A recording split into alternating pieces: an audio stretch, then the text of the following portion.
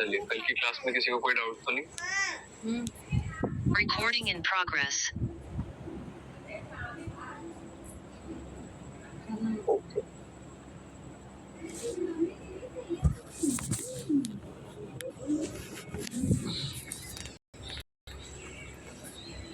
चलिए, तो सबसे पहला हमारे पास क्वेश्चन है कि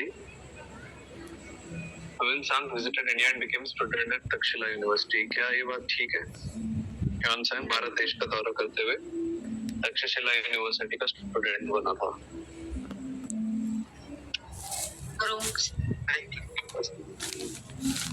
ओके, अगली स्टेटमेंट में कह रहे हैं Hyun Sang visited India and became student of योग शास्त्र. In light of above statements, choose the correct answer. क्या Hyun Sang योग शास्त्र का विद्यार्थी था? ये तो सही है सर। ये ठीक। नहीं, ये भी गलत है। नहीं सर। ओके, पहली स्टेटमेंट गलत है। वो तक्षशिला का स्टूडेंट नहीं था, नालंदा का स्टूडेंट था। एंड यस, वो योग शास्त्र और बुद्ध फिलोसफी वो दोनों का स्टूडेंट था। ठीक है, Hyun Sang जब आया था उसने योग शास्त्र और बुद्ध फिलोसफी नालंदा यूनिवर्सिटी में आके पढ़ा था। ठीक है,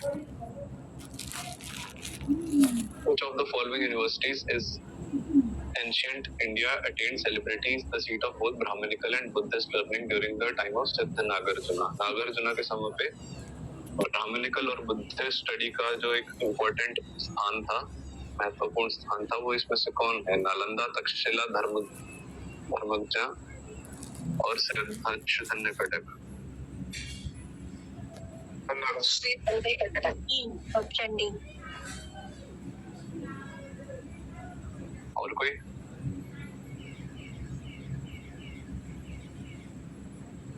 डी सर। बिल्कुल ठीक। श्रीधन्य कटक में को कंसिडर किया जाता है most important seat during the time of Siddharth for the centre of Brahmanical and Buddhist studies. Okay, Macaulay के बारे में कौन सी स्टेटमेंट्स ट्रू है? He succeeded in replacing Persian with English language as the administrative language. He promoted training of English-speaking Indians as teachers. He was inspired by utilitarian ideas and he promoted useful learning. If you guys need to have a translation, let me know.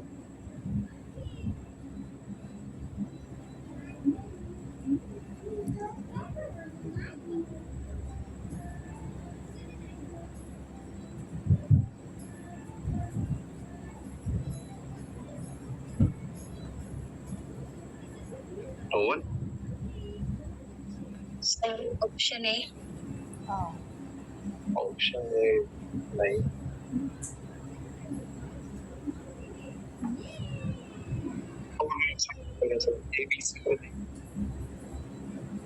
दोबारा बोलो।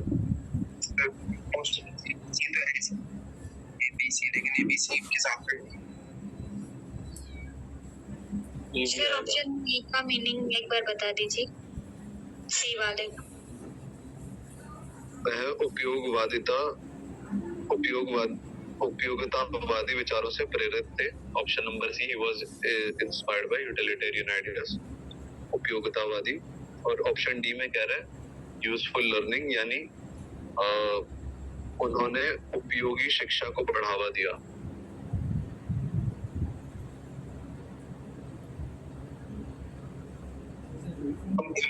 Option का मतलब है, ठीक है, तो इसमें सारे ही ऑप्शन करेक्ट है। उन्होंने पर्शियन हटा के एडमिनिस्ट्रेटिव या प्रशासनिक भाषा जो थी उसको फारसी से अंग्रेजी इंग्लिश में कन्वर्ट किया। ठीक है, और उन्होंने अंग्रेजी बोलने वाले भारतीय शिक्षकों को बढ़ावा दिया, उनको प्रेरित किया। और यूटिलिटेरियन आइडियाज से भी वो उपयोगितावादी विचारों से प्रेरित थे और उपयोगी शिक्षा को बढ़ावा भी देते थे। ठीक है,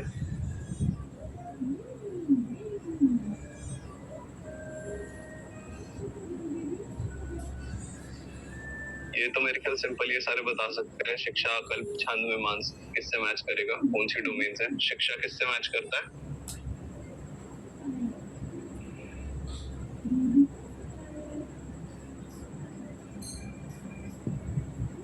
शिक्षा फोनेटिक्स से।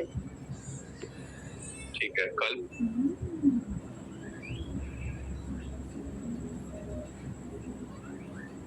मीमांसा इंटरप्रिटेशन है सर। और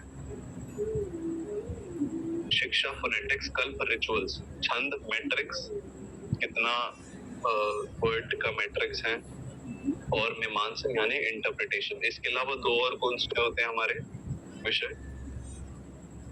निरुक्त और ज्योतिष। निरुक्त और ज्योतिष। सर व्याकरण भी तो होता है। मेरे निरुक्त, ख्याल ज्योतिष, से व्याकरण। मीमांसा मीमांसा पर इसमें अलग से है ना? हाँ, मीमांसा इसमें अलग से है। हाँ बाकी जो सर, व्याकरण होता है एक ना।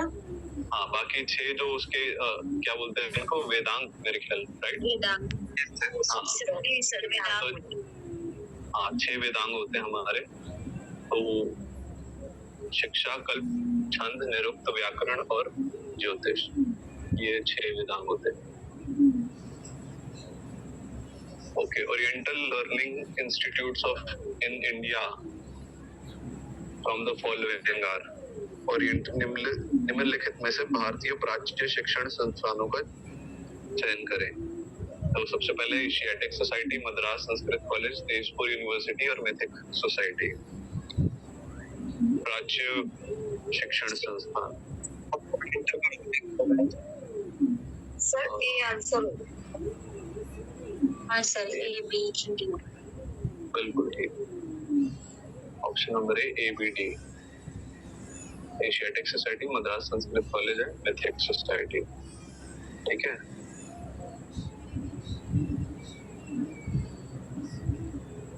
In Banbhat's Kadambari, good education has been described as involving of 64 kalas, 64 kalas.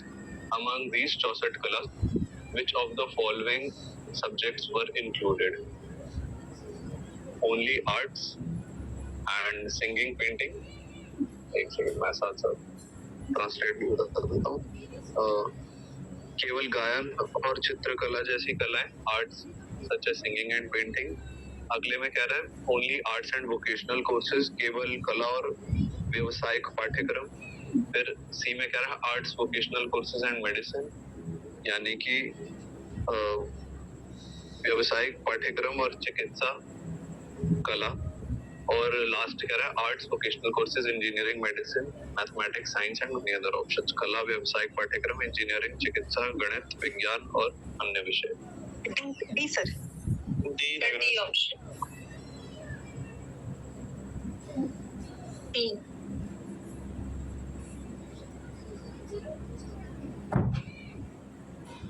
Okay. University of the ancient period which has been declared UNESCO as a heritage site. Mithila, Vallabhi, Pushpagiri, Takshashila, Nalanda. UNESCO द्वारा हेरिटेज साइट किसको घोषित किया गया है? Last question का answer क्या था? नालंदा, तक्षशिला। ये ऑप्शन नंबर डी था इसका आंसर। Thank you. हाँ जी, बताइए। नालंदा और नालंदा और तक्षशिला। डी एंड ई।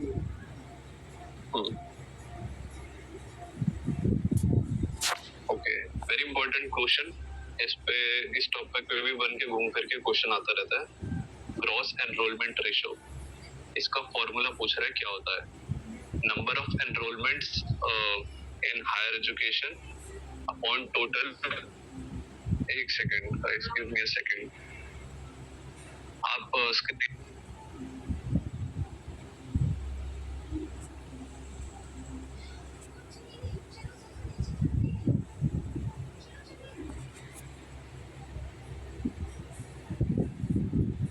हाँ जी, तो ग्रॉस एनरोलमेंट रेशो की बात चल रही है यहाँ पे। सबसे पहले ऑप्शन में कह रहा है number of enrolments in higher education upon number of total population in the age group of 18 to 23 into 100।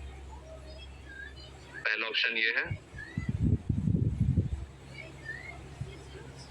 दूसरा ऑप्शन में कह रहा है number of enrolments in higher education upon total population in the age group of 18 to 23। अगला option में कह रहा है number of enrolment in higher education in the group of 18 to 23 upon total population in the age group of 18 to 23. Last कह रहा है education number of enrolment in higher education between the group of 18 to 23 and upon total population in the age group of 18 to 23 into 100. Maybe answer C, sir. Answer C. Okay. Option D है sir. फिर option A आएगा इसका. Option A आएगा. पहले पढ़ा है Rahul? Sir ratio मतलब into 100 नहीं आता है ना, परसेंटेज नहीं आता है.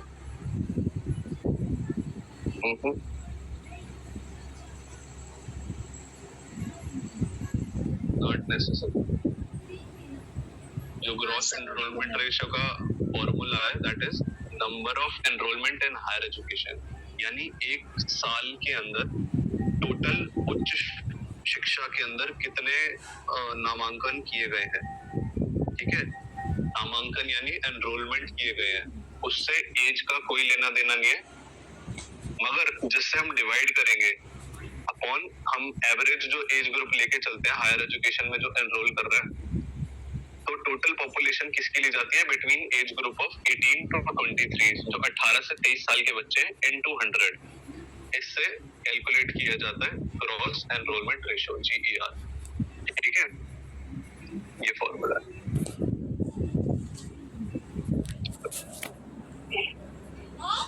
ये डिफरेंट स्कॉलर्स हैं और उनके कॉन्सेप्ट्स हैं. भर्तृहरि, भट्टनायक और पाणिनि. मैच करना है ग्रामर, साधारणीकरण, रस थ्योरी.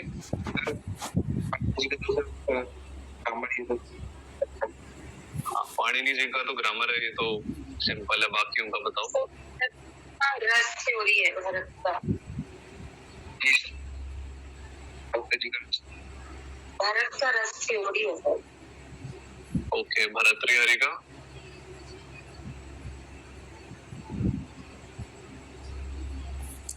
सब पाणिनि की तो ग्रामर है. हाँ जी, वो तो हम एस्टेब्लिश हो गया, उसके बाद बात कर रहे हैं. सर भर्तरी का है सर. हाँ सर, भर्तरी का रस. भर्तरी का है सर. भारत का है रस. अच्छा, भर्तृहरि का क्या है? सर भर्तृहरि ने 3 शतक लिखे, 82 शतक, श्रृंगार शतक, भर्तृहरि का भर्तरी की स्पीच थ्योरी सर. अच्छा, हाँ जी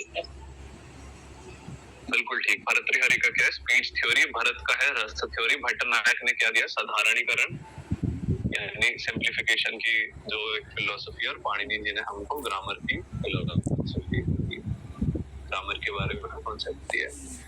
ग्रामर का जो कॉन्सेप्ट है, वो जो बुक है उसको क्या बोलते हैं, किसी को पता है? अष्टाध्यायी. क्वेश्चन आंसर के लिए. हाँ जी, ओके. अष्टाध्यायी में कितने मतलब सूत्र या श्लोक हैं, वो पता है किसी को?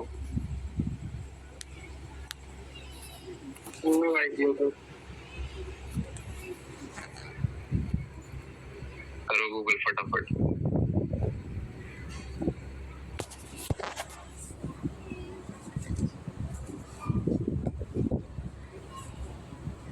हाँ सर, 8 अध्याय है और 3959 सूत्र है. हाँ सर, वैसे तो नाम से ही क्लियर था, अष्टाध्यायी. 8 अध्याय होंगे. अष्टाध्यायी अध्याय है, बट सर इतना डीप में भी आ सकता है क्या? नहीं, कितना डीप आएगा नहीं, but just for knowledge purposes. ये लाइक पैटर्न बता रहा हूँ. जैसे कई बार इसमें नहीं आता, बट और जो आपके कॉन्सेप्ट्स हैं उनमें आ सकता है पेपर 2 के अंदर कि पर्टिकुलर ग्रंथ में कितने श्लोक हैं, या फिर उनमें रिलेटेड होकर थोड़ा सा आ सकता है. इसमें इतना आएगा जरूरी नहीं है. According to UGC, which of the following are objectives of community college? Community colleges के क्या क्या objectives होते हैं? To provide skill-based education to the students. एक सेकेंड. हाँ, उच्च शिक्षा के छात्रों को कौशल आधारित शिक्षा प्रदान करना. To make higher education relevant to learners and communities, उच्च शिक्षा को शिक्षार्थियों और समुदायों के लिए प्रासंगिक बनाना।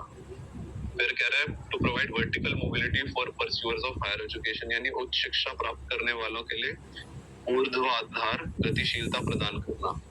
फिर रोज to open vista for employment, ये रोजगार के लिए अवसर खोलना। और train youngsters in traditional sectors, यानी युवाओं को पारंपरिक कौशल क्षेत्रों में प्रशिक्षित करना। Sir option D. Option D यानी ADE। बाकी लोग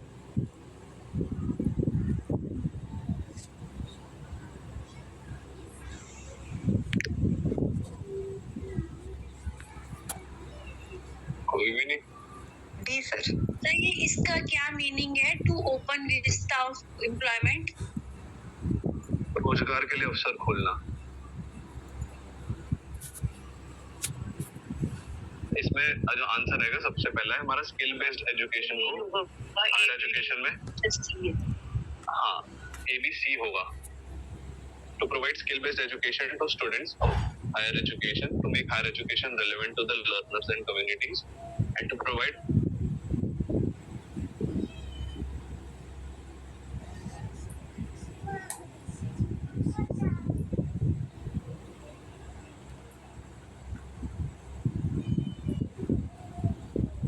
फिर आगे एमफिल पर PhD, एमफिल तो खैर अब नहीं रही, बट फिर PhD के भी ऊपर जाना है तो आप वर्टिकली मूव कर रहे हो, ठीक है, नीचे से ऊपर की तरफ जा रहे हो, तो वो आयाम प्रोवाइड करना है। जैसे आपने देखा होगा कई बार आप जब सब्जेक्ट चेंज करते हो और किसी कोर्स में एनरोल करते हो तो उसमें ब्रिज कोर्सेज होते हैं ताकि आप उस सब्जेक्ट से फेमिलियर हो सको। तो उन कोर्सेज को जो ब्रिजिंग के लिए होते हैं वो आपको वर्टिकल मोबिलिटी प्रोवाइड कर रहे हैं कि आप एक सब्जेक्ट से एक लेवल से सर है ना, फ्लेक्सिबिलिटी दे रहे हैं। हाँ, मतलब एक एस्केलेटर की तरह मान लो कि आपको एक लेवल से दूसरे लेवल तक लेके जा रहे हैं, वो हेल्प कर रहे हैं ऐसे कोर्सेज। तो वर्टिकल मोबिलिटी के लिए और परस्यूअर्स ऑफ हायर एजुकेशन, तो उनको कंसिडर, ये मतलब होता है वर्टिकल मोबिलिटी का। ऊर्ध्व आधार गतिशीलता, अगर बहुत ही शुद्ध हिंदी में समझना है तो, ठीक है। Okay, the methods of learning in higher education in India in the past consisted of memorization, brainstorming procedure and seminar, यानी स्मरण, brainstorming और seminar सेम हो गया है। memorization, critical analysis और storytelling होगा इसमें। हाँ, एक बार बाकी सारे ऑप्शंस देख लेते हैं। स्मरण, आलोचनात्मक विश्लेषण और कहानी सुनना। Critical analysis, assignment writing and oral reports, यानी आलोचनात्मक विश्लेषण और असाइनमेंट और मौखिक रिपोर्ट। अगला है स्टोरी टेलिंग, ब्रेनस्टॉर्मिंग और सेमिनार, यानी कहानी सुनना, विचार मंथन और सेमिनार। बताइए अब सेमिनार का क्या मीनिंग होता है? सेमिनार का मीनिंग क्या होता है? ये सेमिनार लिखा, सेमिनार लिखा है खाली। सेमिनार वो वर्ड पीस में कई बार कट जाते हैं। सर बी आंसर होगा इसका। ये आंसर होगा। हाँ बिल्कुल ठीक। मेमोराइजेशन एज पर, क्योंकि पहले मेमोराइजेशन पे ज्यादा फोकस किया जाता था इन लर्निंग। जितने भी हमारे श्लोक सूत्र ये वो को याद कराया जाता था। आज भी आप गुरुकुल में देखो तो वो कुछ आपने हैंड मूवमेंट्स देखी होंगी जिनके द्वारा वो मंत्रों को, श्लोकों को याद करते हैं। किसी ने देखी है वो प्रॉपर गुरुकुल की? कोई अगर वीडियो देखी है, आप गए हो? यस, लेकिन वो तो स्वर होते हैं, स्वर के हिसाब से याद चलता है। तो याद तो करना ही पड़ता है ना। तो मेमोराइजेशन सबसे पहले सर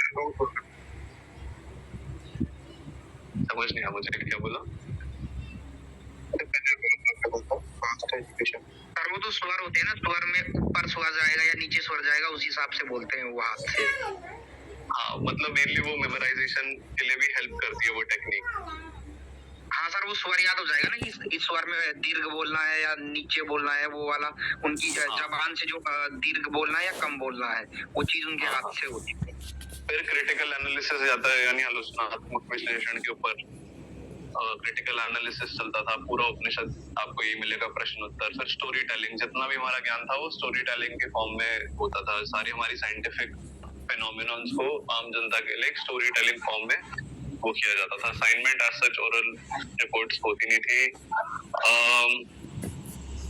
मेथड्स ऑफ लर्निंग में सेमिनार को एज सच इंक्लूड नहीं करेंगे, बट ओवरऑल एकेडमिया में देखें तो हम परिषद और ये सब जो चीजें होती थी, गोष्ठियां बैठती थी, परिषद होते थे और शास्त्रार्थ होते थे, तो इनके द्वारा भी इनको एकेडमी में रखा जाता था। बट डायरेक्टली अगर हम लर्निंग मेथड की बात करें तो उसमें उनको एज सच इंक्लूड मेरे भी शायद ना किया जाए। यहाँ पे एटलीस्ट यूजीसी ने उसको नहीं इंक्लूड किया। स्टोरी टेलिंग, क्रिटिकल एनालिसिस और मेमोराइजेशन को रखा है। बट अगर हम ओवरऑल एकेडमिया की बात करें तो गोष्ठियां और शास्त्रार्थ और ये सब भी होते थे।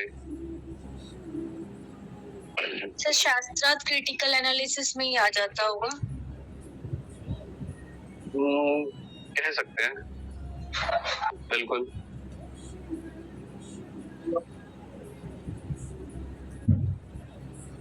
In Nalanda, apart from Buddhist canonical texts, Ved were also taught. In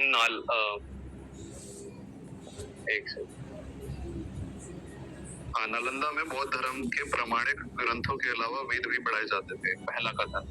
दूसरा कथन कह रहा, however the attempts were made to discourage the teaching of literature of tribal religions, यानी हालांकि प्रतिद्वंद्वी धर्मों के साहित्य के शिक्षण को हतोत्साहित करने का प्रयास किया जाता था, यानी उसको मतलब डिस्करेज किया जाता था, मना किया जाता था।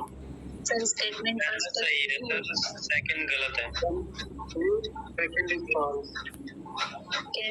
ठीक है, यानी ऑप्शन नंबर सी हमारा करेक्ट आंसर हो जाएगा। Statement 1 is correct and statement 2 is false. बिल्कुल ठीक बात है, वेद पढ़ाए जाते थे और प्रमाणिक कैनोनिकल टेक्स्ट यानी प्रमाणिक ग्रंथों को भी पढ़ाया जाता था। बट ऐसा नहीं था कि अपोजिट जो प्रतिद्वंद्वी धर्म थे उनको मना किया जाता था। उसमें grammar, philosophy, surgery, astrology, yoga, medical sciences तो इंक्लूडेड थे।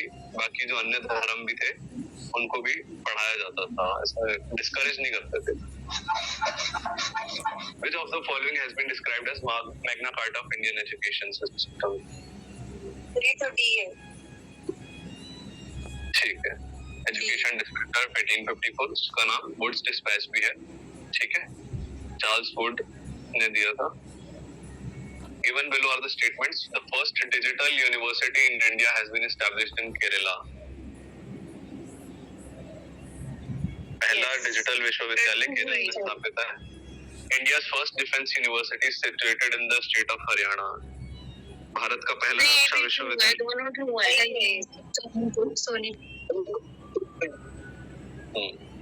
फर्स्ट डिजिटल यूनिवर्सिटी का नाम क्या है? Kerala university of digital sciences, innovation and technology, ये उस यूनिवर्सिटी का नाम है। इंडिया की first digital university Kerala Technocity Mangalapuram में स्थापित है।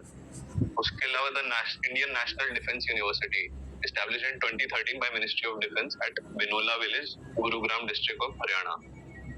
तो गुरुग्राम में इसको है, तो बोथ स्टेटमेंट यहाँ पे हमारी करेक्ट हो जाती है। ठीक है, How could a lamp which does not keep on burning light another lamp? किसके स्टेटमेंट है ये? Rabindranath Tagore. Rabindranath Tagore. Okay. Who among the following scholars carried back the scriptures from Nalanda University and wrote about architecture and learning of this university? बहुत simple.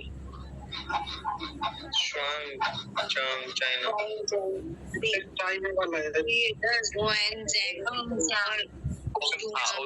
वो उसको ह्यूइनसांग, आम भाषा में उसको ह्यूइनसांग आपने सुना होगा, उसको ह्यूइनसांग प्रोनाउंस करते हैं। ठीक है, उसको स्पेलिंग वाइज ऐसा लिखते हैं कई लोग, बोलते हैं। हाँ हिंदी में उसको ह्यूइनसांग, और लिखने में भी कई लोग जो इंग्लिश में भी उसको फिर जो देसी इंग्लिश है उसमें उसको HUAN या HUEIN ऐसे करके TSANG ह्यूइनसांग, ऐसा भी आपने कहीं जगह स्पेलिंग उसकी देखी होगी ह्यूइनसांग की, या CBSE की मेरे ख्याल कुछ बुक्स देखेंगे उसमें उसकी स्पेलिंग ह्यूइनसांग की वैसे मिलेगी rather than XUANZANG। हाँ ठीक है, ओके। हाँ ये देखो जैसे नीचे लिखी हुई है HSUANTSANG, ह्यूमनसांग, ट्रांसलेटेड इंग्लिश में, ठीक है। ओके ये हम कर चुके हैं तक्षशिला। ओके तक्षशिला को आर्कियोलॉजिकल साइट यूनेस्को ने कौन से ईयर में डिक्लेयर किया था? 1980, 1992, 78? 1980 1980। ओके कौन सी स्टेटमेंट तक्षशिला के बारे में सही है? Indian grammarian Panini has studied their renowned physician and ancient India. Jivaka ने भी वहां पे पढ़ा है, जीवक जो कि एक फिजिशियन थे, डॉक्टर थे। ह्यूमनसांग स्टडीड योग शास्त्र इन तक्षशिला। और अगला कह रहा है Chinese scholar I king visited in Takshashila in the 7th century। Sir ये तो सारा ही सही लग रहा है। सही है सर। ये गलत है सर, होनचांग तो नालंदा है। सर ए और बी सही है इसके। सिर्फ ऑप्शन ए और बी बिल्कुल ठीक है। हाँ 2 मार्क्स राहुल को जाते हैं, बहुत बढ़िया। Which of the first education commission of independent India?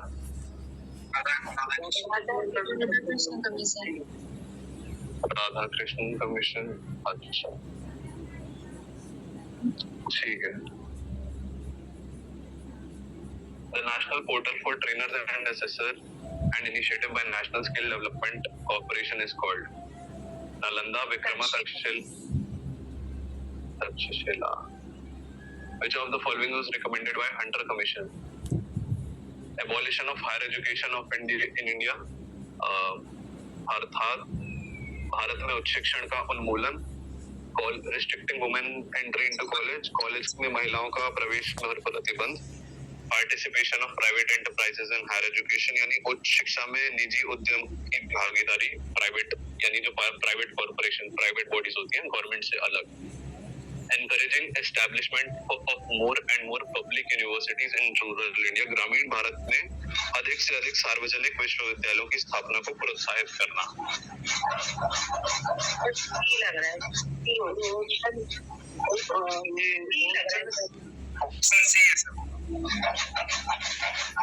बिल्कुल ठीक, ऑप्शन सी। प्राइवेट वाला है ये। प्राइवेट यूनिवर्सिटीज को हाँ मेनली उसके क्या क्या मेनली उसमें क्या क्या था, एक बार सारे अपना एक बार माइक म्यूट कर लो। Gradual withdrawal of government from direct enterprises in secondary education, maintenance of sole secondary schools by government, participation of private enterprises in higher education, ये recommendations है कुछ हंटर कमीशन के। और इसके अलावा it was also recommended that adequate facilities should be provided to the female students, यानी स्त्रियों को जो फीमेल स्टूडेंट्स हैं उनको एडिक्वेट प्रॉपर फैसिलिटीज प्रोवाइड की जाए, वॉशरूम्स वगैरह and everything like that to secure their educational rights.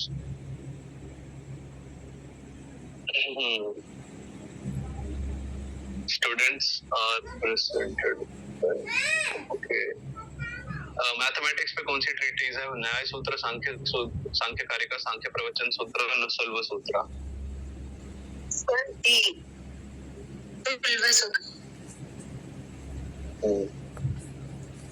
Medicine पे कौन से? चरक, सुलभ, सुश्रुत, योग।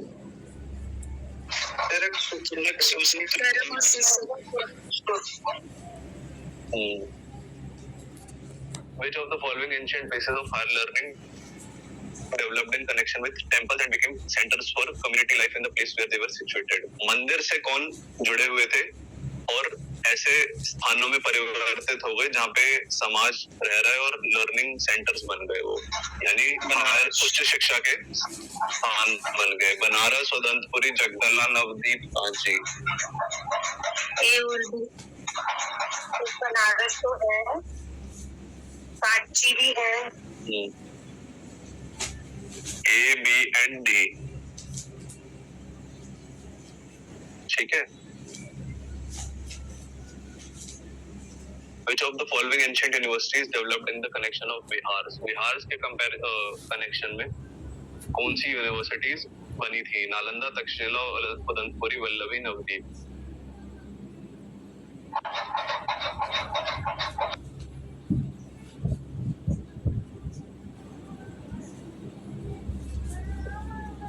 बताइए। नालंदा, तक्षशिला सर, और वल्लभी। और ABC sir. Option number A, B, C and E, Nalanda, Vallabhi, Takshashila और उदंतपुरी, ये सारी बिहार के कनेक्शन बनी हुई थी। इसमें एक और आती है सर, क्या बोलते हैं उसको, जगतलाल यूनिवर्सिटी कौन सी सर? बिहार। हाँ, सबको बिहार पता क्या होते हैं? बुद्धिस्ट, बिहार। मतलब बुद्धिस्ट एजुकेशन में जो हायर एजुकेशन पढ़ाते थे उनको बिहार बोले जाते थे। सारे एक बार देखना जाके, ठीक है? बिहार क्या होते हैं, पढ़ना उनके बारे में, और कौन सी यूनिवर्सिटी बिहार के अंडर आती है। क्या कह रहे हो सर? ऐसी जगह जहाँ पर मतलब पाली भाषा को लोग वो भी पाते हैं। अच्छा, आपका ना अतुल थोड़ा सा या तो नेट का इशू है या माइक का इशू है। एक बार अगर आपने ईयरफोन्स लगा रखे हैं या तो उनको चेंज करके देखो, या फिर एक बार रिकनेक्ट करके देखो। आपका सुनाई तो देता, आवाज आती है, बट वो डिस्टॉर्टेड बहुत आती है, तो कई बार मुझे समझ नहीं आता आप क्या बोल रहे हो। ठीक है, चलो। Universities play a key role in building a symbiotic relationship between the nation, state and society. Assertion है, इसका मैं ट्रांसलेट कर देता हूँ। पहला कथन कह रहा है, विश्वविद्यालय राष्ट्र, राज्य और समाज के बीच में सहजीवी संबंध बनाने में महत्वपूर्ण भूमिका निभाते हैं। और जो रीजन दे रहा है, universities are centres for creation and transmission of knowledge, यानी विश्वविद्यालय ज्ञान के सृजन और संचारण के केंद्र है। इन दो कथनों में पहले तो ये बताएं कि पहला असर्शन और रीजनिंग क्या दोनों अपने आप में ठीक है, और अगर ठीक है या गलत है। ठीक है तो ये बताएं क्या रीजन फिर असर्शन का करेक्ट एक्सप्लेनेशन है कि नहीं? बी होगा सर, इसका शायद बी होगा। यानी ए इज नॉट करेक्ट। सर ठीक है दोनों। अभी आवाज ठीक आ रही सर? हाँ, बहुत बेटर है। सर मैं ये कहता कि बिहार होते हैं जो संस्कृत और पाली भाषा को लेकर। ओके, ठीक है। हाँ, जो ये किसने बोला था कि दोनों ठीक लग रहे हैं मगर रीजन एप्रोप्रिएट नहीं है? सर मैंने बोला था डी आंसर। अच्छा, और भी किसी ने बोला था मेरे ख्याल? राहुल ने? मैंने बोला था सर, राहुल। ठीक है जी, तो दोनों को दो मार्क्स मंगवा रहे थे। Both A and R are correct, but R is not the correct explanation of A.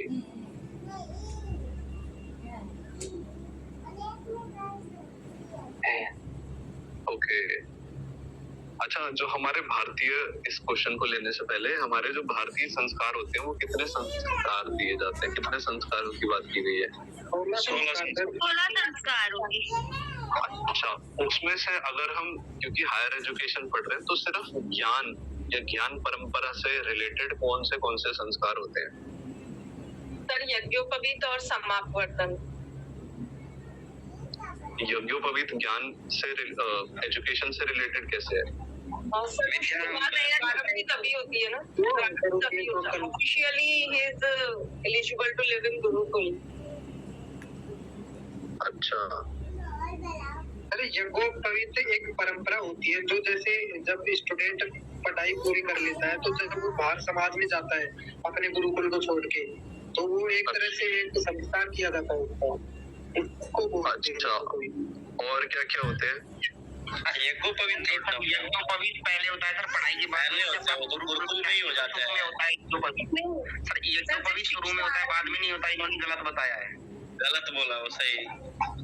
उपनयन होता है सर, जब शिक्षा आरंभ होती है ना, उपनयन। एक तो समावर्तन होता है और सर। यज्ञोपवीत दोनों तभी होते हैं, उसके बाद भी आप शिखा रख सकते हैं।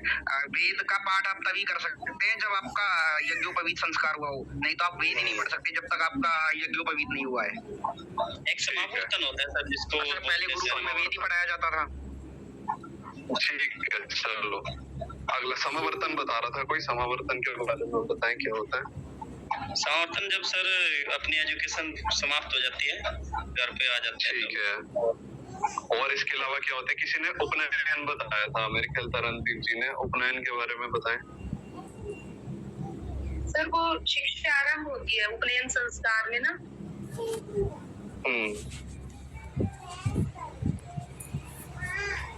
सर ब्रह्मचारी को त्रिसूत्र जनेऊ धारण करवाई जाती है, वो उपनयन संस्कार है, उसी को यज्ञोपवीत भी कहते हैं। अच्छा, चलो ठीक है, अगले क्वेश्चन पे चलते हैं।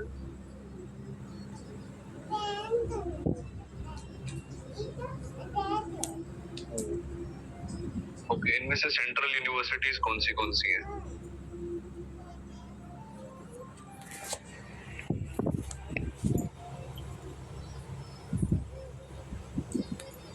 एक तो ये मणिपुर वाली है,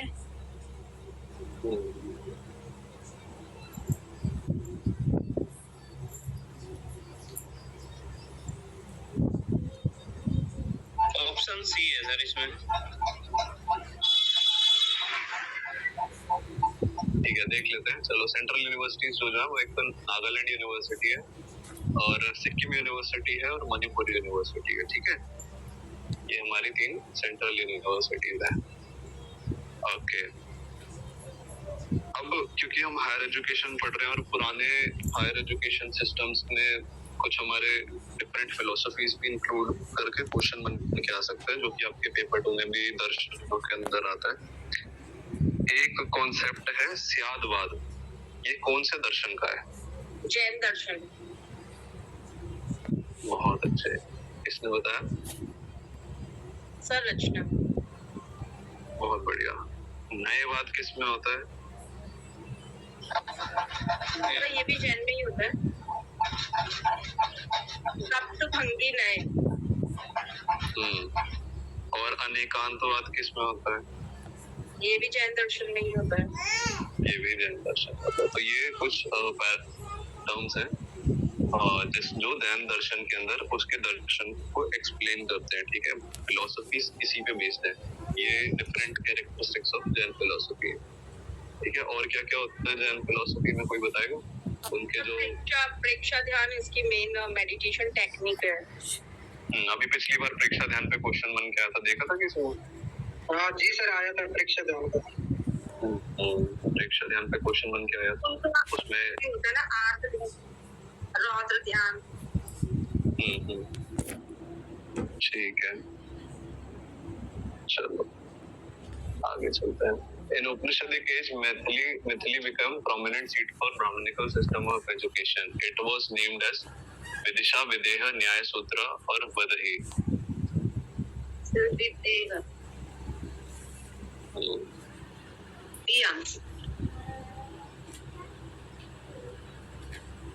ठीक है,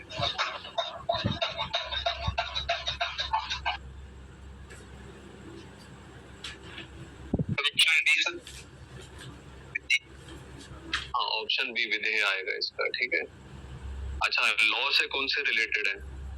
क्रिया सूत्र, न्याय सूत्र, धर्म सूत्र, सांख्य प्रवचन सूत्र, कौन से? न्याय सूत्र। न्याय ग्रह भी होगा, धर्म भी होगा, दो तो पता है सर। ए और सी तो है। अच्छा, न्याय और सांख्य।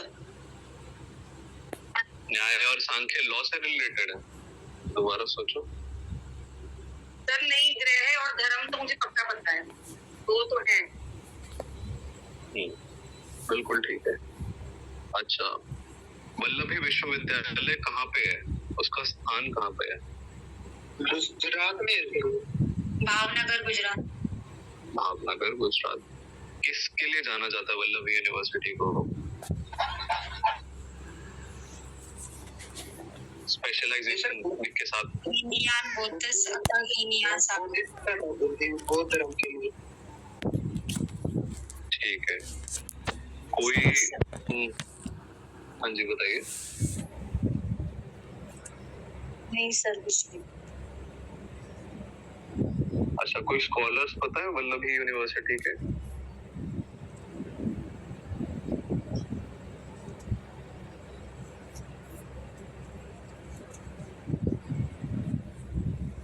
चलो देख लेना जरा के, ठीक है, मैं ये आपके ऊपर छोड़ रहा हूँ। ओके, विक्रमशिला कहाँ पे स्थित है?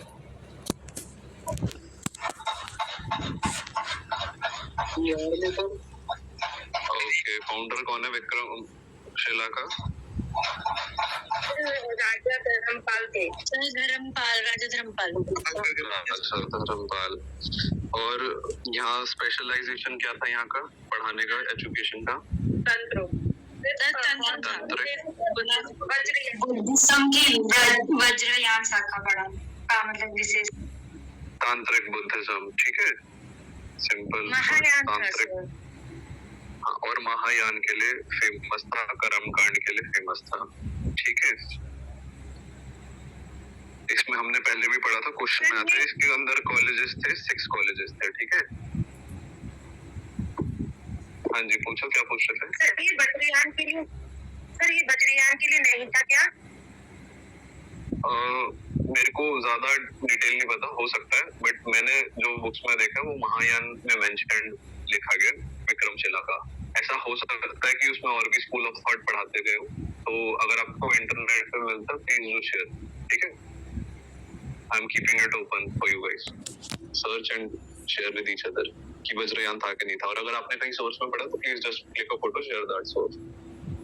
हाँ सर, वो कहीं पढ़ा था ना, तो ऐसे याद आ रहा है। हाँ, नहीं बिल्कुल हो सकता है, कहीं पढ़ा होता है, याद दिमाग में रह जाता है, तो बिल्कुल। अच्छा, लास्ट एक देख लेते हैं, यूनिवर्सिटी जगदला कहाँ पे है? सर ये है कौन सी जगदला यूनिवर्सिटी, बांग्लादेश। और इसका सर ये बंगाल साइड में, मेरे ख्याल बांग्लादेश के अंदर पड़ती है ये, तो उस एरिया में ये जगदला यूनिवर्सिटी। और महायान बुद्धिज्म के लिए ये जानी जाती थी, ठीक है, बुद्ध स्क्रिप्चर्स के लिए जानी जाती थी मेनली। और वज्रयान यहाँ पे भी पढ़ाया जाता था, तो महायान तो था ही, बट वज्रयान यहाँ पे भी था, ठीक है। तो ये वल्लभी में हीनयान का था ना? वल्लभी में? हाँ सर, हीनयान के लिए। और ये इसी के लिए फेमस थी, हीनयान के लिए। हाँ, एक second, let me also do search. एक बार गूगल करके चेक करता हूँ सर मैं। हाँ, सारी करो एक बार। Primarily focused on Henian Buddhism, but also offered a wide range of secular subjects. Okay, so यहाँ पे थोड़ा सा हमें contradiction देखने को मिलता है, तो Google में तो ये दिखा रहा है Henian. Okay, कुछ एक दो sources में भी लिखा हुआ है Henian, but मेरे पास एक book है, तो वहाँ पे महायान के अंदर इसका लिखा हुआ है। Sorry. हम कौन सी यूनिवर्सिटी की बात कर रहे हैं, वल्लभी या विक्रमशिला? एक बार स्पेसिफाई करो। वल्लभी में तो हीनयान है, वल्लभी में हीनयान ही है। वल्लभी में तो मैंने बोला भी हीनयान ही था, ठीक है। वो मैं विक्रमशिला और वल्लभी में कंफ्यूज हो गया। विक्रमशिला में महायान की बात की गई, और वल्लभी में, जो कि गुजरात में है, हमारे वेस्ट साइड में, तो उसमें हीनयान की बात है। बिल्कुल ठीक है, इसमें कोई कंफ्यूजन नहीं है। चलो आगे चलते हैं।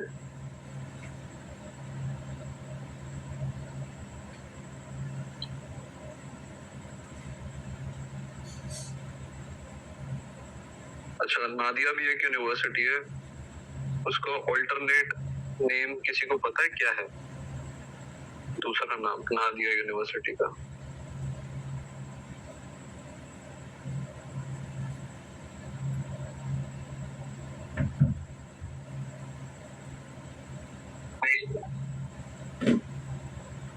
ठीक है, सिमिलर सही है, नवद्वीप, नवद्वीप बंगाल में स्थित है। और ये बेसिकली किसके लिए जानी जाती है नादिया यूनिवर्सिटी? इसमें क्या क्या फेमस सब्जेक्ट्स पढ़ाए जाते हैं, या किन सब्जेक्ट्स के लिए फेमस है?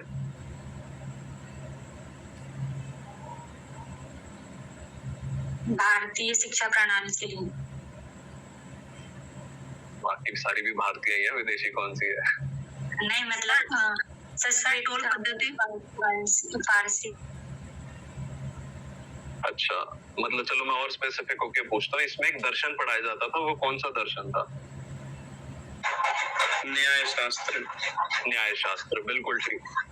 न्याय शास्त्र के लिए तंत्र, पॉलिटिक्स, लॉ और अदर फिर थोड़ी बहुत हिंदू फिलोसफी भी यहाँ पढ़ाई जाती थी मेनली, बट जिस चीज के लिए जाना जाता है वो बहुत जानना जरूरी है। न्याय दर्शन के लिए, न्याय फिलोसफी के लिए उसको पढ़ाया जाता था।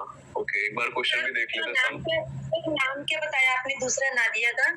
नवद्वीप। नवद्वीप। नव नहीं, ब से बॉल। ठीक है सर। हाँ, नवद्वीप।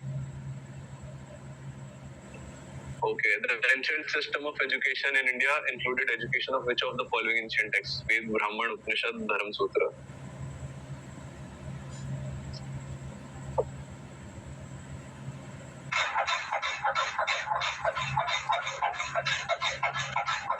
चलो ये सर इसमें सारे ही होंगे।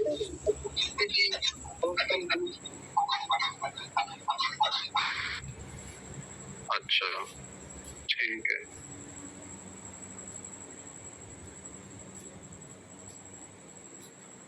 अच्छा, पंचतंत्र किसने लिखी थी?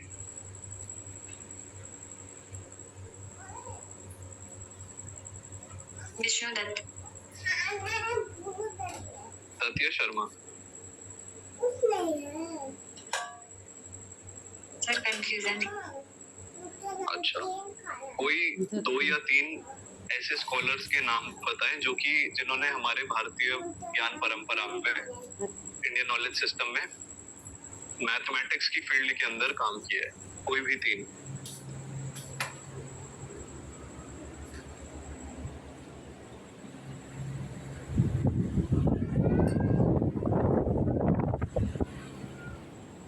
सर एशियंट में। हाँ, सारे अब तो पीछे हम जाते जाएंगे, वो सारे एंशिएंट ही हैं। हाँ, आर्यभट्ट, बरामीर। आर्यभट्ट, बरामीर, ठीक है, बहुत अच्छे। और एक और कोई भी?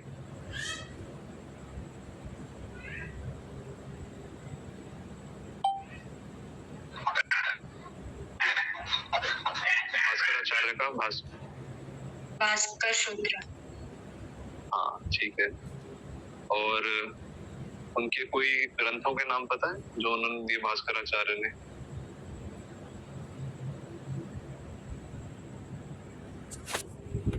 मैथमेटिक्स और एस्ट्रोनॉमी पे सबसे इम्पोर्टेंट जो सूत्र उन्होंने, सिद्धांत शिरोमणि, हाँ जी सर। सिद्धांत शिरोमणि, लीलावती, ठीक है, ये सब उनके बहुत वो थे। उसके अलावा पिंगला, बोधियान, ठीक है, आर्यभट्ट तो बता ही दिया गया, ब्रह्मगुप्त, ये सब हमारे मैथमेटिक्स के स्कॉलर्स थे। उसके अलावा मेडिसिन में किसने ज्यादा काम किया? मेडिसिन के स्कॉलर्स कौन थे?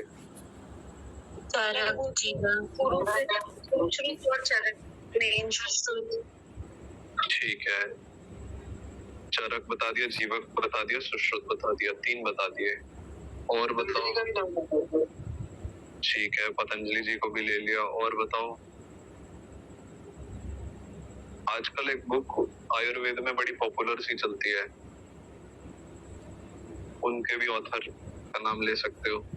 हमारे अष्टांग योग से संबंधित शब्द नाम है उसका।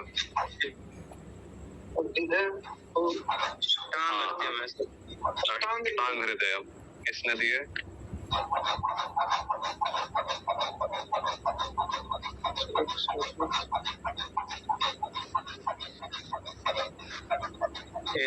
महर्षि चरक ने दिया सर शायद। सर सुश्रुत ने, महर्षि सुश्रुत ने। अरे भाई, अष्टांग हृदय चरक जी ने चरक संहिता दी है, सुश्रुत जी ने सुश्रुत संहिता दी है। अष्टांग हृदय उनके बाद आई है। हाँ, वाग्भट, बिल्कुल वाग्भट, बिल्कुल ठीक, बिल्कुल ठीक, वाग्भट। ठीक है, ऐसे ही हम एक और फील्ड की बस लास्ट बात करेंगे, लैंग्वेज, भाषा और म्यूजिक। भाषा में किसने ज्यादा काम किया? कौन स्कॉलर्स हैं जिन्होंने भाषा के ऊपर काम किया? पाणिनि जी ने, महर्षि। ठीक है, पाणिनि जी ने, अभी हमने पहले भी बात की, अष्टाध्यायी उन्होंने दी। ठीक है, 4000 के लगभग उसमें हमें सूत्र देखने को मिलते हैं। उसके अलावा कौन थे? हाँ जी, भरत मुनि, भर्तृहरि। क्या दिया उन्होंने भर्तृहरि ने? स्पिरिचुअली ग्रामर भी रामायण भी बनाने भी दिए सर। ठीक है, और लॉजिकल और ऑथर्स कौन है, मतलब और स्कॉलर्स कौन है? कपिल है सर। कालिदास, कपिल कपिल जी ने क्या किया? कात्यायनी वैदिक मतलब कि वैदिक रिलीजन है, सांख्य फिलॉसफी अच्छी से बोल। सांख्य पे हम भाषा में नहीं आएंगे, वो अलग हो जाएगा। उसके अलावा तो आज देश में जितने अपने दर्शन नहीं, दर्शन अलग विषय हो जाते हैं। कात्यायनी जी ने क्या दिया? ये सब थोड़ा दिमाग से निकल गया। अच्छा, सर्च करके एक बार बताना, ये मैंने भी नहीं सुना तो मैं उस पर सर्च करूंगा। सही है ना सर? हाँ ठीक है। उसके अलावा भरत मुनि भी थे, उन्होंने नाट्य शास्त्र दिया, मतलब हालांकि वो म्यूजिक और ड्रामेटिक्स में आ जाता है। और अमर सिम्हा ने दिया है संस्कृत थिसॉरस, तो उसमें अमर कोश जैसे मतलब संस्कृत के ऊपर वर्क्स भी हैं। ठीक है, तो लिटरेचर में दो चीजें आ जाती है, एक ग्रामर मतलब लैंग्वेज में ग्रामर और लिटरेचर, तो दोनों को और स्कॉलर्स आपको पता होना चाहिए कि ग्रामेरियंस कौन कौन थे और लिटरेरियंस लिटरेचर पे किस किसने वर्क किया। ठीक है, लिटरेचर का कोई मतलब हिंदी वो बता सकता है? साहित्य, ठीक है, हाँ, मतलब व्याकरण और साहित्य, ये दो भाषा के अंदर दो हमारे इम्पोर्टेंट आयाम होता है, तो दोनों के स्कॉलर्स आपको पता होने चाहिए कि महर्षि कात्यायनी ने सर महर्षि कात्यायनी ने ये दिया, एक मिनट में देख के बता रहा हूँ आपको। व्याकरण, धर्मशास्त्र, कर्मकांड से संबंधित कई रचनाएं की हैं इन्होंने। अच्छा ठीक है, तो ये मतलब पता होना चाहिए। हालांकि इतने डेप्थ और वो छुपे हुए शायद आए ना यूजीसी में, बट जो एटलीस्ट ये मेन इम्पोर्टेंट है ना हायर एजुकेशन के इम्पोर्टेंट स्कॉलर्स, तो इन पे बन के क्वेश्चंस पहले आ रखे हैं। इन्होंने शुक्ल यजुर्वेद की भी रचना की थी महर्षि कात्यायनी ने जी।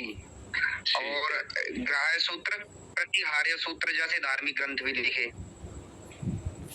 ठीक है, ये भी फिर इम्पोर्टेंट आ जाता है। तो महर्षि कात्यायनी के बारे में भी अगर आप जब नोट्स बनाएं, इनके बारे में जरूर लिखें कि इनके क्या क्या वर्क्स थे। अब इसके अलावा जो एंशिएंट में हम बात करते हैं, एक इम्पोर्टेंट चीज आ जाती है कि जो हमने जैन दर्शन बुद्ध दर्शन भी पढ़े, इसमें आ जाते हैं, तो इनके अंदर के स्कॉलर्स कौन कौन थे, तो ये इनके नाम किसी को पता है? बुद्ध दर्शन के जो फेमस स्कॉलर्स थे या इन्फ्लुएंशियल फिलोसोफर्स थे, तो उन्होंने क्या किया, कौन कौन थे, और उन्होंने अगर उनका कुछ कंट्रीब्यूशन था उस फील्ड बुद्धिज्म के अंदर, तो वो क्या कंट्रीब्यूशन था?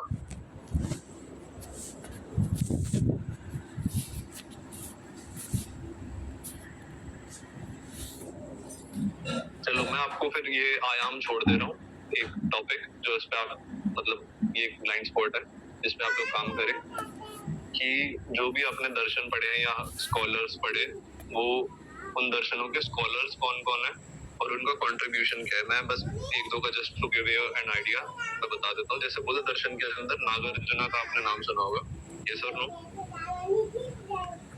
अब मैं बोलूंगा तो सबको याद आएगा, है ना, सुना हुआ है। अगर यही होता है जब क्वेश्चन सामने आता है तो किसी को याद नहीं आता। खैर, नागर अर्जुना का कंट्रीब्यूशन क्या था? एक बुद्धिज्म में कॉन्सेप्ट आता है मध्य मार्ग का, माध्यमिक मार्ग, ठीक है, तो वो दिया था नागार्जुना ने, ठीक है। और ये फिर फर्दर अगर हम उसकी बाइफर्केशन देखें तो ये मध्य मार्ग किसके अंदर आता है? महायान के अंदर आता है। फिर आपने ह्यूएनसांग का इतनी बार नाम सुन लिया तो एक ये इंपॉर्टेंट टॉपिक हो जाता है जैसे ह्यूएनसांग। अब इस पे क्वेश्चन घूम के बन के आ सकता है, बच्चा ह्यूएनसांग को बहुत अच्छे से पढ़ लेगा कि उसका कंट्रीब्यूशन क्या था, कब आया, कब किया।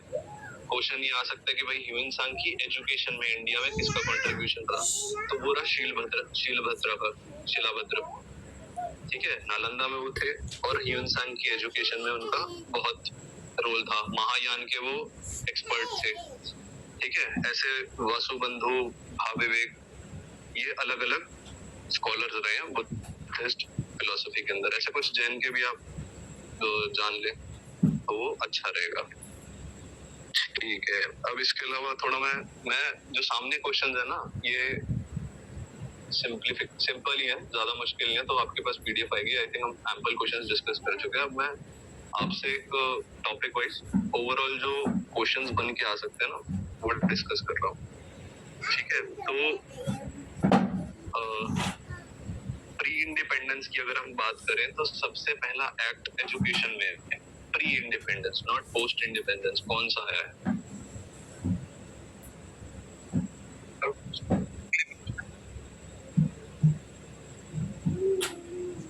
भारतीय शिक्षा का आया था, भारतीय शिक्षा का सन्नी देखो, अगर हम प्री इंडिपेंडेंस की बात करें तो देखो, उससे समझो कि उस टाइम क्या था, अंग्रेजों का राज था, तो यूजुअली किसी वो इंग्लिश,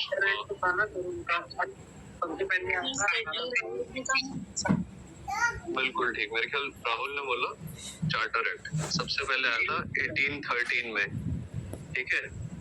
ये ब्रिटिश इंडिया ने बनाया था, ब्रिटिश के टाइम में इंडिया के अंदर आया था। इसके अंदर कुछ section 43 of the charter act, उसके अंदर फर्दर बहुत चीजें थी, फाइनेंशियल एलोकेशंस क्या थे और उसके गोल्स क्या क्या थे, ठीक है।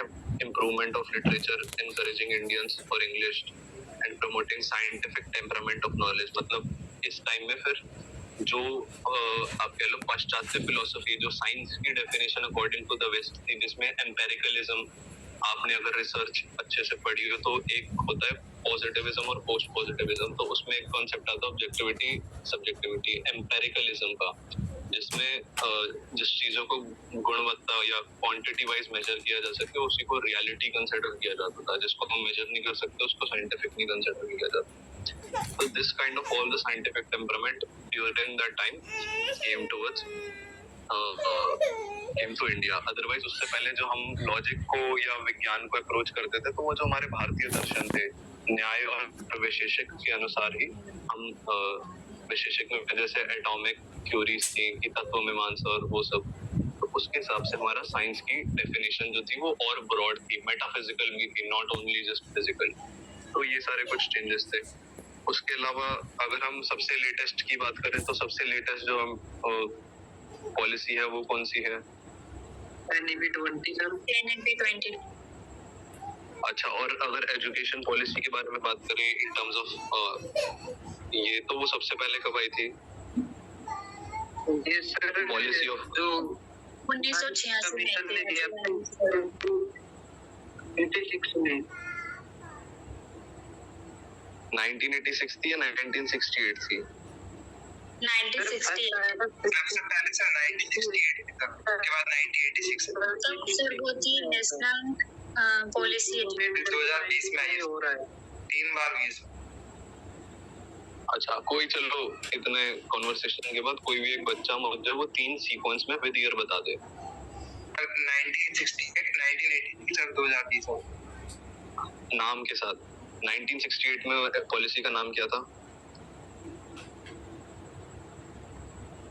NEP, national policy on national policy on education, national policy on education और नेशनल Okay. Education policy. ठीक है। तो ये पॉलिसीज आप कर सकते हैं। इसके अलावा इसमें एक और कॉन्सेप्ट आता है पॉलिसीज और उनके, एक तो ऑथर्स जो उनके हेड चेयरपर्सन थे कमिटीज के, जो मेन उनको लीड कर रहा था, वो इम्पोर्टेंट पर्संस हो जाते हैं। इसके अलावा एजुकेशन के अंदर कमीशंस और कमिटीज पॉलिसीज के अलावा रिफॉर्मर्स बहुत इंपॉर्टेंट कॉन्सेप्ट आ जाता है।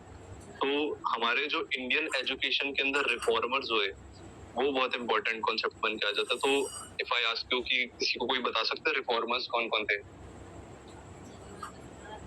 रिफॉर्मर्स को हिंदी में बोलते हैं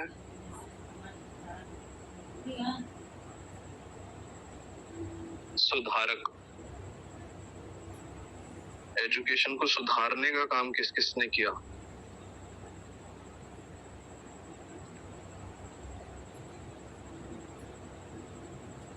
डॉक्टर राधा कृष्ण सर और कमेटी बनी है, जैसे कोठारी कमीशन बना था वो भी सुधार के लिए ही बना था, जितने आए थे। फिर अभी जैसे लेटेस्ट भी 2005 में बना था नेशनल नॉलेज कमीशन, 2009 में जो सरदार जी थे उसके हेड, और एक जो अपना ये कोई कांग्रेस का अध्यक्ष है ना सर, उसने भी बनाया था, जो ये 92 वाला है जो ठीक है, सैम पित्रोदा का, जिसके वो थे चीफ। ठीक है। इसके अलावा हमारे राजा राम मोहन रॉय, उनके काम as a social reformer, education reformer, ठीक है, बहुत इम्पोर्टेंट आ जाते हैं। और डॉक्टर भीमराव अम्बेडकर के भी इसमें कुछ काम है, और डॉक्टर एनी बेसेंट, ठीक है। तो इन 2-4 फिगर्स हैं जो कि आपको पॉपुलरली किसी कमीशन में इन्वॉल्व नहीं मिलेंगे, मगर ये उनका इंडियन एजुकेशन सिस्टम के अंदर प्री और पोस्ट इंडिपेंडेंस बोथ रोल बहुत ज्यादा है। तो ये भी एक मतलब महात्मा गांधी जी हमने तो शिक्षा वाला दिया था, बुनियादी शिक्षा। हाँ, तो मतलब जितने भी ऐसे हैं आप उनको एक लिस्ट डाउन करके और उनका जो भी कंट्रीब्यूशन है वो लिख सकते हैं, ठीक है। ओके, एक कॉन्सेप्ट आता है यूनिवर्सिटीज के टाइप में। कितनी टाइप की पहले यूनिवर्सिटीज होती हैं, कोई बच्चा फटाफट बता दे। क्विकली। स्टेट यूनिवर्सिटी, सेंट्रल हाँ। University, inter university, institute of national importance. वो टाइप में नहीं आएगा, वो अलग हो जाता है। मैं सिर्फ टाइप का पूछ रहा हूँ। स्टेट सर एक ओपन हो गई और दूसरी सेंट्रल यूनिवर्सिटी, एक डीम्ड यूनिवर्सिटी, 4 टाइप की हो गई। Central, state, private and deemed universities. 5 इसके अलावा इसके अलावा कुछ एक नया टर्म भी आई है, मेटा यूनिवर्सिटीज। वो आप देखें मेटा यूनिवर्सिटीज क्या होती है। और कोई मुझे ये डिस्क्राइब करे what is the difference between central, private or state, whatever that universities and a deemed to be university.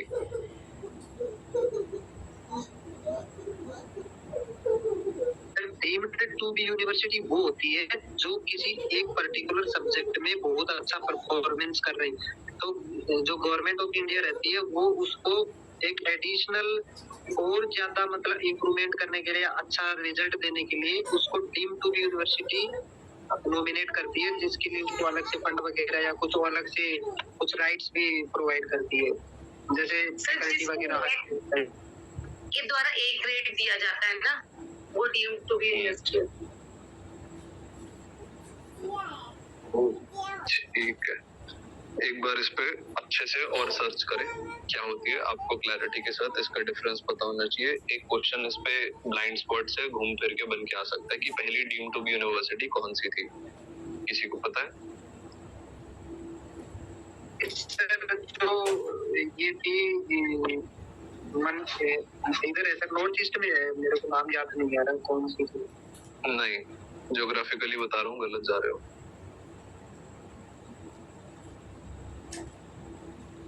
कोई बात नहीं, मतलब मैं आपको आयाम छोड़ रहा हूँ। प्राइवेट यूनिवर्सिटी जो मणिपाल यूनिवर्सिटी, हाँ उधर ये नहीं, फर्स्ट डीम थी IISc बेंगलोर, ऐसा मेरे शास्त्रों के हिसाब से बात है, ठीक है। उसके अलावा जैसा अभी बीच में बोला था इंस्टीट्यूट ऑफ एमिनेंस या इंस्टीट्यूट ऑफ नेशनल इम्पोर्टेंस, ये बहुत इंपॉर्टेंट चीजें हो जाती हैं, ठीक है। उसके अलावा इग्नू के बारे में कुछ जरूर पढ़ के जाइएगा। इग्नू का जितना भी कच्चा चिट्ठा है कि उसकी रोलिंग फंक्शनलिंग कैसे चलती है, सेंट्रलाइज्ड है, डिसेंट्रलाइज्ड है, ठीक है, उसके रोल्स कितने हैं, डुअल रोल है, और साक्षात पोर्टल करके है कुछ, तो उसके बारे में जरूर पढ़िएगा। वो एस्टैब्लिश किस प्लेटफॉर्म से हुई थी, मतलब कौन सी उसमें पॉलिसी लगी थी गवर्नमेंट की या जिससे वो इनिशिएट हुई, और तो उसके बारे में जरूर पढ़ें। इग्नू के बन का क्वेश्चन आ सकता है, ठीक है। AICTE की फुल फॉर्म क्या होती है? All Indian teacher education. जय हो प्रभु। All India Council for Technical Education. All India Council for Technical Education, ठीक है। अच्छा, पीछे एक मैंने टीचिंग एप्टीट्यूड में भी एक टर्म डिस्क्राइब की थी, एक्रोनिम था, बॉडी है, ठीक है, उसका बोलते हैं NITTR। उसकी फुल फॉर्म क्या है? NITTR, NITTR।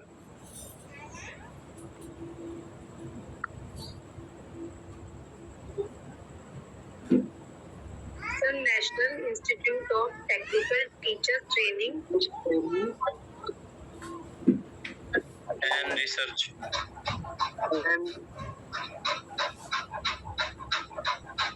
National institute of technical teachers training and research, nectar. ठीक है, ओके।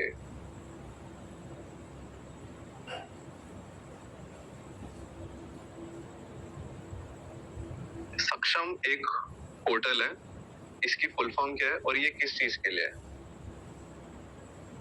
और ये कब दिया गया था? 3 सवाल है सक्षम पे।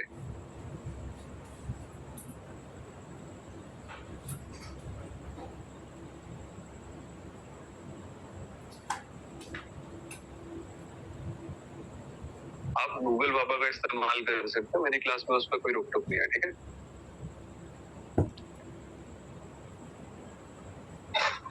सर पहले ब्रेन स्टॉर्मिंग कर रहे हैं, याद आ जाए ऐसे ही तो।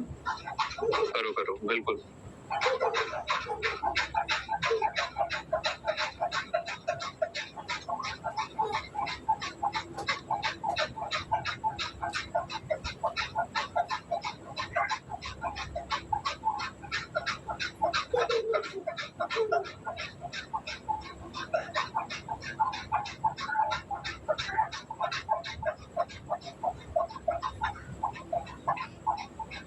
ये sir stimulating advance knowledge for sustainable health management. क्या सर्च कर दिया? यही है सर, सक्षम stimulating advance knowledge for sustainable health management. ये एक लर्निंग मैनेजमेंट इंफॉर्मेशन सिस्टम है। अच्छा, Accumulating advanced knowledge for sustainable health management। एक से एक बार सर्च करो श्रमिक शक्ति मंच। श्रमिक शक्ति मंच।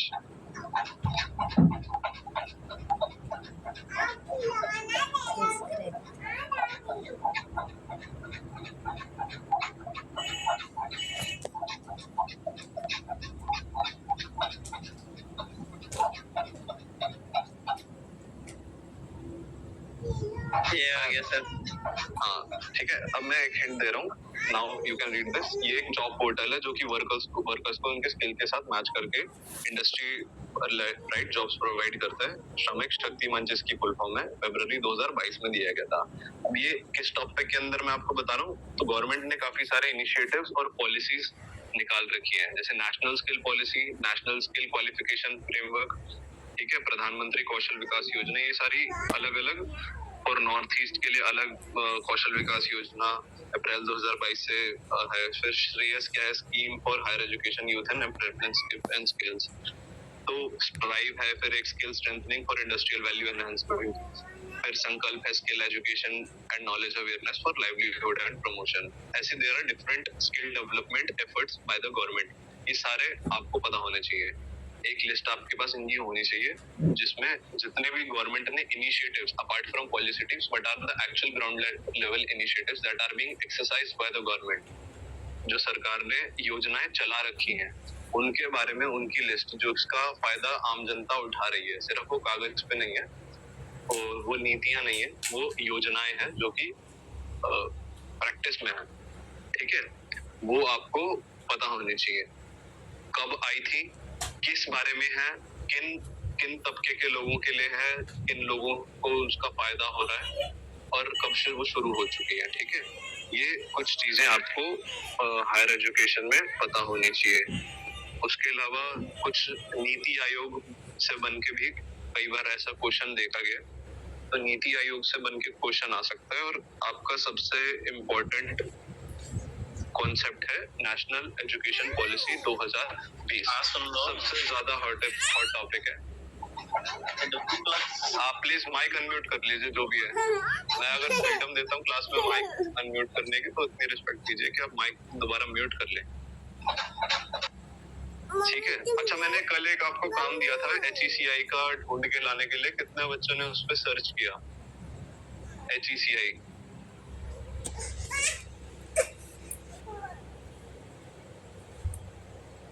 फटाफट।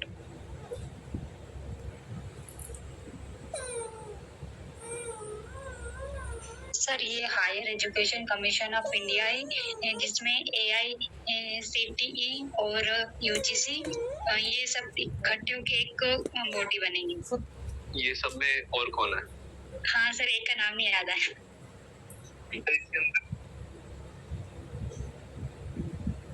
आप सब फ्यूचर रिसर्च स्कॉलर्स हैं, आपसे उम्मीद ज्यादा रखी जाएगी, ठीक है?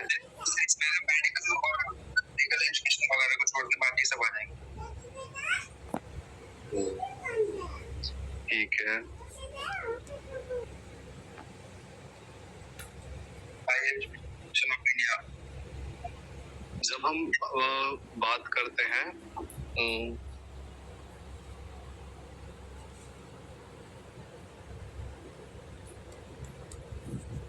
एक second, foundation of pillars of NEP, आपके पास से कुछ शब्दों का चयन करने के लिए आता है और उसमें पूछ रहे हैं इसमें से कौन से फाउंडेशनल पिलर्स ऑफ NEP 2020 हैं। Access, equity, quality, affordability, accountability, expertise, policy imposition, fund allocation. What are the pillars out of it of NEP 2020? पहले क्वांटिटी बताना और फिर क्वांटिटी बता के वो सारे के सारे बताना। क्वांटिटी मतलब कितने पिलर्स हैं? 5 पिलर्स। 5 पिलर्स हैं। कौन से हैं? एक्सेस, एक्सेसिबिलिटी और इक्विटी और क्वालिटी, एबिलिटी और अकाउंटेबिलिटी, ठीक है? ऐसे जितने भी और निटी ग्रिटीज हैं NEP की, आपको पता होनी चाहिए। अब ये मैं PYQs में ऐसा क्यों डिस्कस नहीं कर रहा, क्योंकि ऐसा हो सकता है क्योंकि कुछ एक नया क्वेश्चन बन के आए, तो आई एम ट्राइंग हियर कि PYQs के अलावा आपको सिलेबस में जाके कहीं जो ब्लाइंड स्पॉट्स हैं या पॉसिबिलिटीज हैं जहाँ से क्वेश्चन बन के आ सकते हैं, तो मैं अभी आपको थोड़ा उससे फेमिलियर करवा रहा हूँ, ठीक है? HECI के भी 4 पिलर्स हैं। हाँ, कई मैंने दो तीन जगह ना इसका मिक्स देखा है। So when I was reading news recently, जब वो आई थी एकदम, तो उसमें 3 लिखे थे, बट अंदर टेक्स्ट फॉर्म और जो पहले बहुत मेरे ख्याल 2018-19 में जब ये शुरू हुआ था इसकी चर्चा, तो 4 पिलर्स इसके अंदर 4 बॉडीज अमेलगेमेट हो रही थी। एंड अभी भी दोबारा जब आप रिसेंटली सर्च करोगे तो 4 ही मेंशन मिलेंगे आपको, ठीक है? जी सर। सर मेरे को तो ये 3-4 ही बताते, 5 नहीं बताते। हाँ, मतलब मैंने भी तो देखा, वो 4 या 3 का ही वो कॉम्बिनेशन देखा है। तो कहीं कुछ न्यूज चैनल्स में या सोर्सेज में आपको अलग मिलेगा, टेक्स्ट में आपको यूजुअली 4 का ही मिलेगा, 4 बॉडीज का, ठीक है? 4 इंडिपेंडेंट वर्टिकल्स की बात की जाती है। ओके, सो अच्छा, इसके अलावा ये तो हो गई स्टूडेंट लेवल पे बात की, एजुकेशन में बच्चों के लिए क्या किया जा रहा है। फिर टीचर्स के लिए नए क्या किए जा रहे हैं, ठीक है? तो वो सारी टीचर ट्रेनिंग के लिए रिफॉर्म्स, पॉलिसीज और इनिशिएटिव्स ये भी पता होने चाहिए। फॉर एग्जांपल, अब NCTFE, national curriculum framework for teacher education, फिर आता है national professional standards for teachers NPST, ताकि स्टैंडर्ड मेंटेन किया जाए टीचर्स का। फिर स्कॉलरशिप्स क्या क्या होती है टीचर्स के लिए, वो आपको पता होनी चाहिए। फिर TET, टीचर एलिजिबिलिटी टेस्ट क्या होते हैं। फिर क्वालिफिकेशन फॉर, चलो ये तो अलग हो गया। एंड की बॉडीज क्या हैं, ठीक है, किसके अंदर, नेशनल एजुकेशन पॉलिसी 2020 के अंदर की बॉडीज क्या क्या हैं, एजुकेशनल बॉडीज या इनिशिएटिव्स, ठीक है, वो आपको पता होने चाहिए। तो मेनली ये सारी चीजें हैं। और फिर डिजिटली भी CEC एक बहुत पॉपुलर इस टाइम वो है। CEC की फुल फॉर्म क्या होती है एंड वो क्या काम करता है?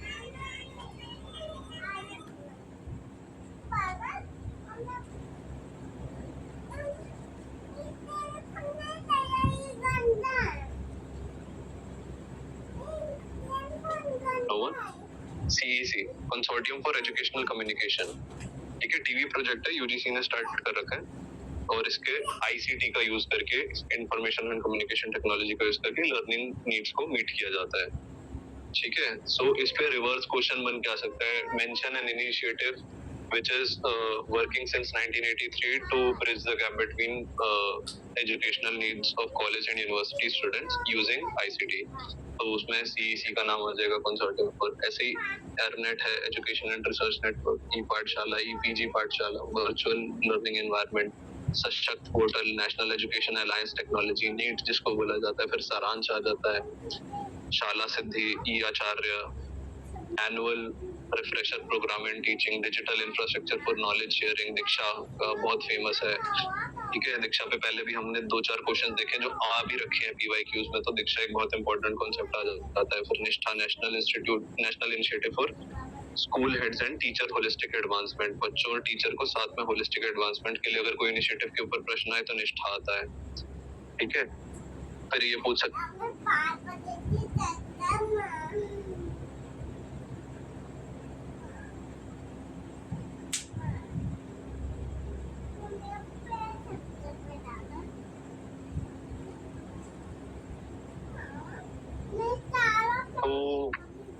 आई थिंक दीज आर द अच्छा इनिशिएटिव। फिर स्पेसिफिकली बाय ऐसे क्वेश्चन आ सकते हैं कि कोई पर्टिकुलर बॉडी की बात करेगा, IITs की, IIMs की या फिर IGNOU की, तो उन्होंने क्या डिजिटल इनिशिएटिव स्टार्ट कर रखे हैं गवर्नमेंट के साथ अमेलगमेट करके मिलके, उसके ऊपर जैसे IGNOU के ऊपर क्वेश्चन अगर आगे डिजिटल इनिशिएटिव का, तो कोई मुझे बता सकते हैं IGNOU ने कौन से स्टार्ट कर रखे हैं?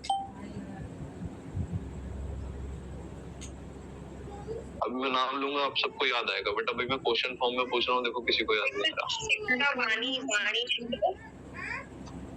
वाणी, शिक्षावाणी या ज्ञानवाणी? हाँ जी सर, ज्ञान,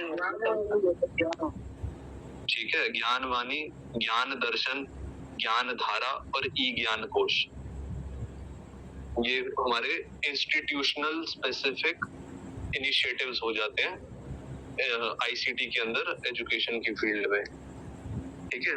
तो ये कुछ फैक्टर्स हैं जहां से मेजरली क्वेश्चन बन के आ सकता है। देखो policy, pre independence, post independence पक्का आएगा एक क्वेश्चन, मान के चलो। फिर एक क्वेश्चन ICT 1 के 2 आ सकते हैं, मेरे हिसाब से हाई चांसेस है, ठीक है, कि ICT से रिलेटेड हायर एजुकेशन में इनिशिएटिव क्या क्या है, और उसमें भी चांसेस ज्यादा यूनिवर्सिटी या इंस्टीट्यूशन स्पेसिफिक आने के ज्यादा है, ठीक है। ये हो गया। उसके बाद एक क्वेश्चन 5 में से इसमें से बन के आ सकता है आपका, जो हमने पुराने इंस्टीट्यूशन हायर एजुकेशन के एंशिएंट इंडिया में पढ़े, एक क्वेश्चन उसमें से बन के आ सकता है, और एक क्वेश्चन के लिए मैं स्पेस छोड़ दूंगा आपके लिए कि आप खुद फाइंड आउट करें, इमेजिन करें, लेट एटलीस्ट UGC प्ले विद इट, ठीक है। बट यूजुअली जो मैंने ओवरऑल एक पैटर्न देखा है, वो इस पैटर्न पे ही बन के क्वेश्चन आ रहा होता है।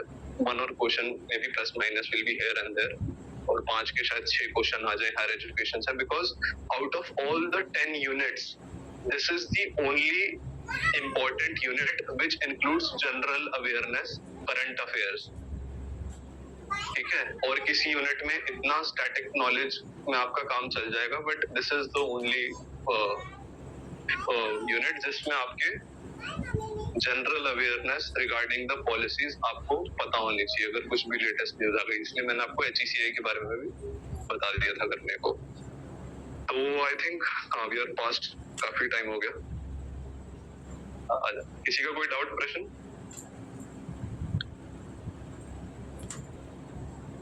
नहीं, ठीक है। तो हमने PYQs डिस्कस कर लिए और जो पॉसिबिलिटीज हो सकती